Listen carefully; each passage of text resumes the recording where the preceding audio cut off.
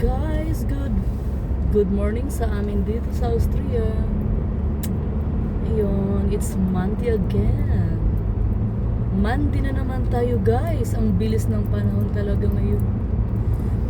Ang bilis din ng pagtanda ng tao. Oh my God. Ayan. Buti na lang dito banda, hindi ganun ka-foggy.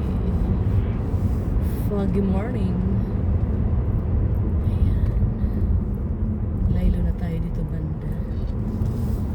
Ayan. Alam nyo, itong lugar na ito banda dito, ayan, nakikita nyo yan. Naalala ko ang Pinas. Wala lang, naalala ko. Pag napadaan ako dito banda. So, OMG.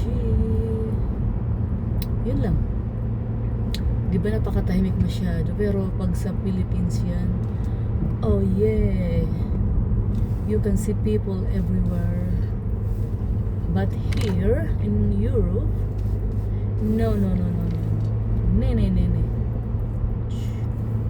Okay, hanggang dito na lang muna. Thank you for watching, guys.